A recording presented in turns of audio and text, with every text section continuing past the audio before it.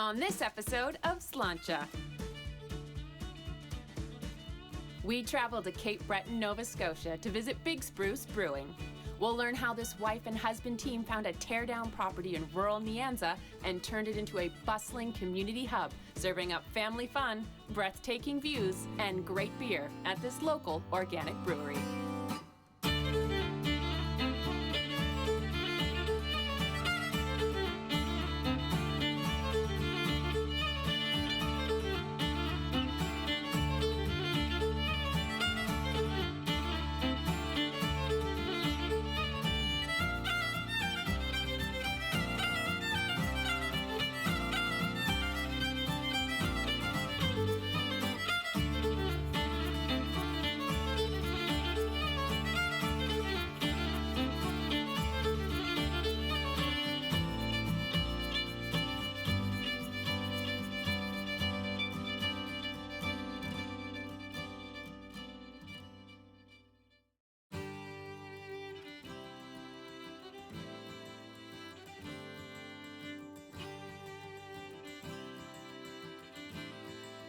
Today I'm headed up to beautiful Cape Breton, Nova Scotia to visit Big Spruce Brewing. Located at the foot of the Cabot Trail just outside Badek, they're known for their unfiltered, unpasteurized, and 100% organic beer. Let's head on over to Big Spruce Brewing.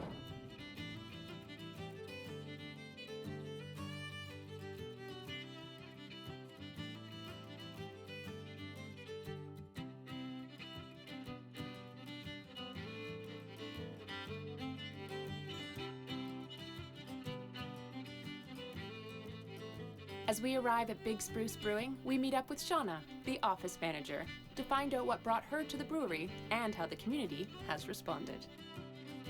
What was it about this place that excited you so much? Well, the idea of a growing business opening here, just a young couple coming here and trying to do something that didn't exist here and something that the area needed. The area definitely needs an influx of young, ambitious people willing to take some chances, and the fact that it was beer was a bonus for sure. Just like any rural area in Nova Scotia, they're suffering. Young people are leaving, and people find it hard to get jobs, year-round jobs especially. And that's the other thing about here. There are 17 of us now, but year-round there's 12 people that work here. So for a little area like this, that's very important. Why do you think it took so long for someone to move in and make this kind of a business here? Sometimes people need to see outside of the box and have a little bit of confidence that, you take a chance and it may or may not work, but you have to have a confidence that if you have what people want and you're tenacious and you stick with it, and you don't panic, people will support you. So I think that's a big part of it, just having the guts to do it. And that describes Melanie and Jeremy? Big time. Oh my gosh, big time. Yeah. After speaking with Shauna, we now meet up with Jeremy, one of the brewery's founders, to learn all about the journey it took to arrive in Nova Scotia. Born and bred in Ontario, in the Big Smoke, Toronto. My wife was born in Montreal, but raised in Vancouver. We met in Costa Rica, myself working, she studying Spanish, and lived overseas for almost 14 years together before moving back to Canada. And how did you find this place? Why Nova Scotia? Well, we'd come here on a bit of a honeymoon after we were married in 2008. And I think at that point, we'd been overseas sort of 11 years, 12 years. We were starting to feel as though it was time to come home to Canada. And the East Coast seemed like a good value for money place with lots of culture, lots of great things to see, lots of great people. So we came out here and checked it out on our honeymoon. And after that, would peruse the pages of, online pages of real estate listings. Lo and behold, about 4 months later, this place came up for sale. It was being sold at quite an attractive price, so we decided to take the punt. 24 hours later, we had a farm. Oh my gosh. Yeah.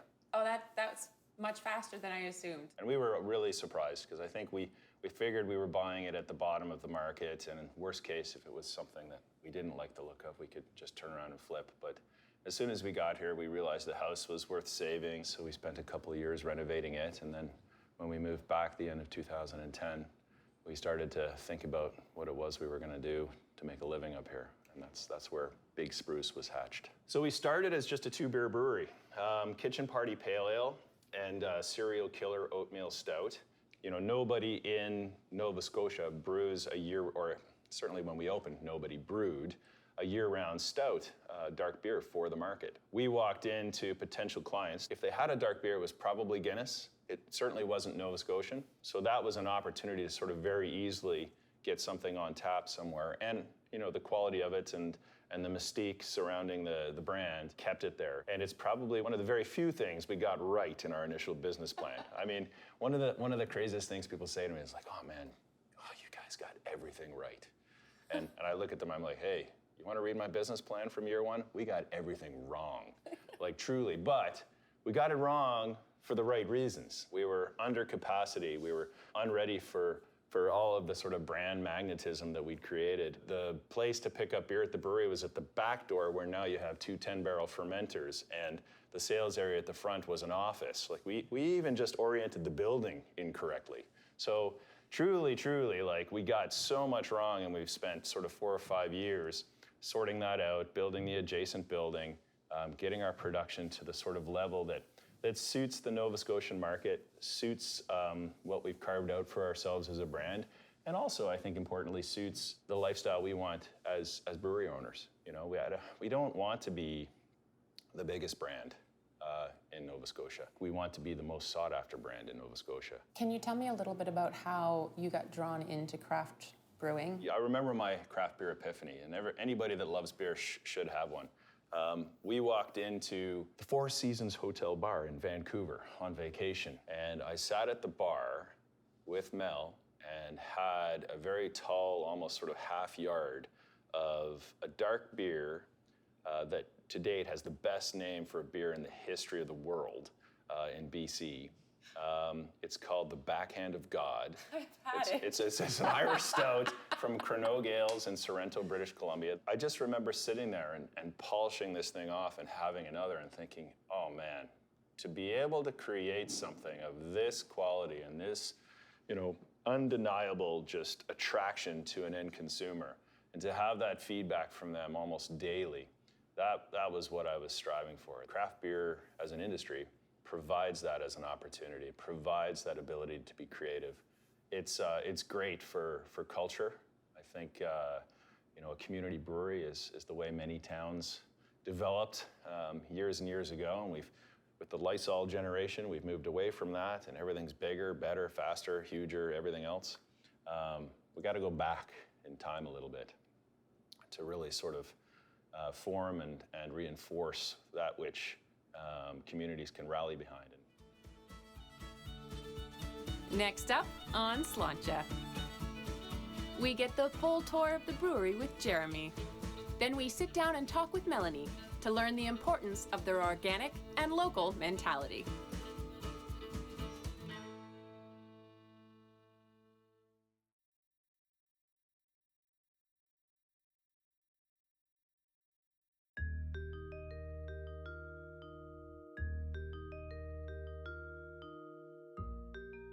During the conversation with Jeremy, I learned the history of how Big Spruce Brewing came to be.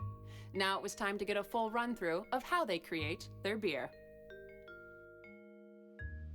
You'll see here, this is malted barley that has been milled through our mill that's over in the corner here, and then we perform the first miracle of science in what is called the mash tun. First thing we do when we come in the morning, we run water at a very specific temperature from our hot water tank, which is called a hot liquor tank. Add a little bit of cold water to it, and we let water flow in here at the same time as dumping these barrels. So it's a 2-operator process. One operator on this side dumping grain, the other operator on the other side using the most crucial tool to 7-barrel brewing, the canoe paddle, okay? And all you do is a bit of a J-stroke, trying to stir things up as the water and the grain fall into the mash tun. We move the entire liquid portion of that mash tun into vessel number 2, the kettle. The reason we want to move it to the kettle is so that we can boil it, and we boil it for 3 reasons. We want to sanitize everything. Number 2, we want to condense it a little bit. And number 3, we provide a really hot environment for us to add hops. And now we need to move it forward into one of the fermenters and add some yeast so that the second miracle of science in brewing can occur. I am able to move the contents of that kettle via one of the pumps into my destination fermenter. The pump moves that entire contents of the kettle while on the back side of this heat exchanger, I open a flow of cold water from our deep well outside. That cold water against a stainless steel plate that separates channel 1 from channel 2, through which the contents of the kettle is moving, occurs, and within that heat exchanger right there, there is an energy exchange. The hot wort that is in that kettle becomes 20 degrees Celsius, and the cold water from our well becomes 70 degrees Celsius. Fermentation is then in one of these uni-tanks. Fermentation is something that takes about 6 days. It's where all of that sugar, they now need to be converted to alcohol. And yeast is the organism that performs that miracle. Now we have converted the wort, the sugar water, into beer, but it's not carbonated, it's not conditioned, it's not ready for general consumption. We want this beer to sit here and condition. After that, beer is ready. After getting the full tour, we now meet up with Melanie, another founder of Big Spruce and the other half of this wife and husband team, to learn more about the goals of the brewery and how they found the property they now call home. It was being sold as a teardown, and we thought, oh no, we could fix it up. And we arrived cold December day and pulled into the driveway, and you just saw this expanse of lake and fields, and we just knew it the minute we arrived that this was home. I still remember our very first day. We had just the two of us downstairs pouring growlers, and we hadn't really thought that we were even going to get anybody up the driveway, and that was it. I mean, if we couldn't sell beer that day, we were going to be in serious trouble. Like, the lineup was so enormous. The trail of cars down the Yankee line. We had to pull in neighbors, Jackie McClellan and Gert Geelan from next door. You know, I remember Gert brought over tea towels from her house because we'd run out of rags to like clean up the beer that was spilling all over the place. It was so wonderful. Do you think you would have had the same reception and support if you had started it somewhere else? I definitely think that being where we are played a huge part in it and continues to. It's the first thing people say. They step out of the car and they say, look at the view, look how beautiful. And you see this sweep of land and the Bredor Lake beyond, and to see that look on people's face is priceless. I mean, if I could just capture that and package it up as like Tourism Cape Breton, it would be perfect. I definitely think being an on-farm brewery adds a nice accessibleness to craft beer. Arrive on a farm, everybody just kind of relaxes, right? You come in, there's music playing, you can smell good food cooking up on the barbecue, and people are happy to see you when you open up the door here. The whole idea of thinking of a plant that grows like Jack and the Beanstalk 25 feet up in the air it's amazing, and to be able to walk people out to the hop yard right here and show them that is a really neat experience. How important is it to you to use what's local here and to have things organic? It was selfish, really. It was for our kids. I wanted to be able to explain to them in a legitimate way that this matters, to be able to take care of your environment. And what you put in your body is taking care of the environment, because if you're just consuming garbage, if you think about your body as being the earth, you just keep putting garbage in it, you're only going to get garbage out, essentially. And it didn't feel authentic if we weren't carrying that through into the way that we ran our business as well. What you are doing here is very inspiring. And just hearing you speak, I feel moved by what you say. Did you set out to make it what it is, and where do you see it going at this point? I wish I could say that there was some, long-term plan, and I had sat down and made a list, and that's what my mom would want me to say. You follow your heart. You follow what feels right, what feels good to you. You know when it feels wrong. And there have been many times when we've just said, no, we're not going to do that. I don't know what the right answer is, but I know that this is not the right one. You listen to your gut, you listen to that voice inside, and that's what we've always done. We've had a lot of people try and convince us of this and convince us of that. There are many times when you know in your gut that you have to move in a different direction. And we've, in many ways, swum against the tide. You know, we've done some crazy things, we've learned some lessons, but it keeps moving forward in ways that we feel really proud of. And when we wake up in the morning and we're proud of what we're doing, then I know that we're doing something right. Can you tell me a little bit about where the name Big Spruce came from? So there's, back behind this old farmhouse, there's a lovely field. It has this spectacular big black spruce back there. And we sat for weeks trying to pick a name. From the kitchen window, you can see this big spruce just growing up there. It was one of those moments where you're standing there washing the dishes and you're looking out and you're thinking, that's a beautiful big spruce. I mean, with Jeremy being as like tall as a giant, it just sort of seemed like a nice foil for that. For the longest time, it still arguably really is. I mean, you walk down the street in Halifax and I've had people just yell, "Hey, Big Spruce," and he turns around. So it was a bit of a joke for Jeremy, but also just because there's a lot of spruce growing in Cape Breton and there's some big, beautiful ones, and it seemed like a natural fit. Next up on Slainte. We sit down with Melanie to taste the diverse product line at Big Spruce Brewing, including their very first beers, Serial Killer and Kitchen Party.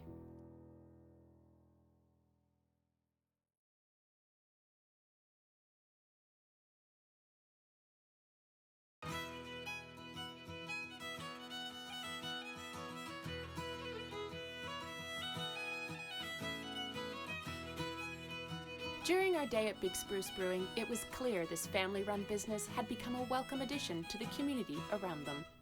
And now it was time to sit down and taste the products behind their growing brand.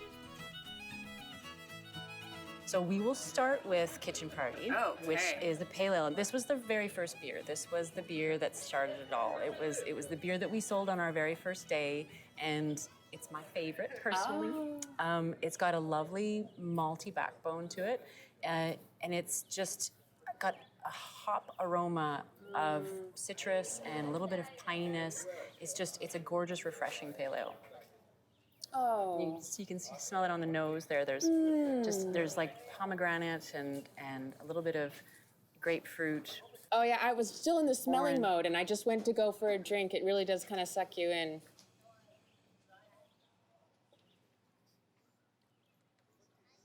Oh, that is delightful. I know. What a beautiful beer. For first-time craft beer drinkers, they find this a really easy, accessible beer. So we'll roll right into the IPA here. And this one is our most recent release of IPAs, and it's gorgeous with some guava in it. Guava is a fruit that not everybody buys, maybe has never even tasted before. So if you can imagine a strawberry and a pear have gotten together and gone on a tropical vacation.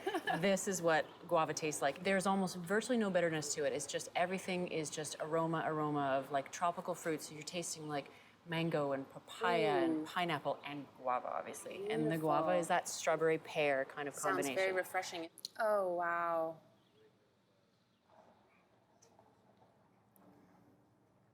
You know, when with winter upon us nearly, it's the kind of thing that you want to be able to relax into a tropical vacation. Just takes you away. Yeah. Oh, wonderful. I know. Just heavenly, really. Oh, yeah. Almost like a little bit of like melon characteristic to it. You've got a good palate. Oh, man, that's fantastic. Nice. So this is our third beer that we're trying. And we're really excited about this beer. This is the second year that we've done Tag Your It. And it was a collaboration that we did with Oceans Tracking Network, and they're based out of Dalhousie University. They have an incredible program that nobody knows about. And about a year and a half ago, they approached us and said, look, we've been doing great research, we've been doing incredible work, and I feel like as though nobody knows what we're doing. How do we get the word out? Beer will get the word out. So we brewed this fantastic beer last year, and again this year, and every year we put a new marine animal on. So this year it's the electric ray, and it is seen here attacking our tree. I see that. It's very Last aggressive. year, the tree was mobbed by a shark. So every year we'll find an animal that can just get in there and take the tree out. 50 cents from every can is going towards ocean research across the world, and it's all based here out of Dalhousie and Halifax. I mean, it's something to be so proud of as Nova Scotians. So this one is got Mosaic and Citra hops in it, and the Mosaic hops will bring forward a lot more of the tropical notes. So you'll get a little bit of pineapple and mango and the papaya again, similar to the guava. It's the similar type of hop that's in there. Yeah, that one tastes a little hoppier to me, but not in like, oh, that's too strong, just in a like, oh, that's a wonderful IPA kind of thing. That's delicious. Thank you. I love the richness of these beers. They're very multi-layered. We haven't held back. Yes. We're known for being quite bold with our beers. If we're gonna go big, we kind of go big or go home. I'm so glad you noticed that though, because that's something that we're proud of, is that, you know, if you're gonna try craft beer, we're gonna show you how it can really be done. And we're not gonna go about it in a weak sort of way and give you a watered down version of anything. This is what it truly is meant to taste like. Now, this is a completely different beer. Okay, should I prepare myself? Yes. Okay. Just hold on tight, because holding. this is Serial Killer is the stout. It's the stout that if you've never had a darker beer, this is the one that you should start with, because it will convert. This will make sure that you will never go back. I feel like this has magical powers. It does, really. There's chocolate flavors in there, and there's coffee in there, and like there actually isn't chocolate or coffee in there, but you would truly believe that it is, because it's just Such a nose on it. Like, it really almost just kind of took my breath away. I wasn't quite I mean, you were describing it. I'm like, oh, that sounds beautiful. And then, like, let's see what it smells like. Yeah, roasty and full-bodied smelling is what it smells like, but rich. Oh, wow. There's something in there, though, I just can't quite place. It's like a campfire.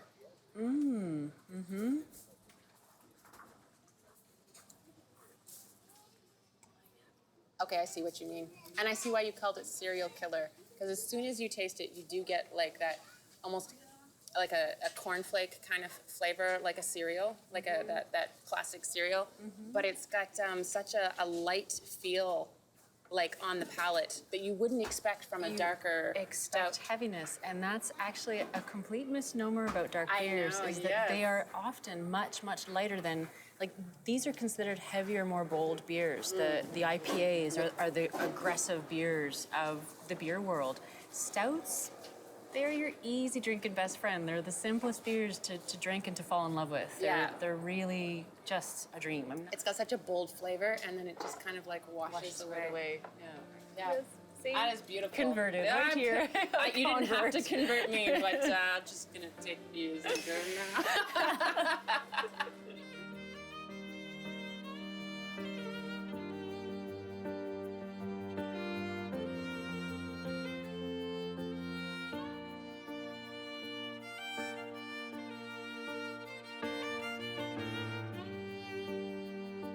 Big Spruce Brewing offers the perfect mix of family fun, good eats, and great beer. From hop gardens to beer syrup to fresh, unfiltered draft, you could easily spend a lazy afternoon at this friendly organic brew farm. And with a breathtaking view from their outdoor patio, Big Spruce is a little piece of the paradise that is Cape Breton Island. So make sure you stop by to try their ever-rotating seasonals and specials, and of course my personal favorites, the classic and the original Kitchen Party Pale Ale.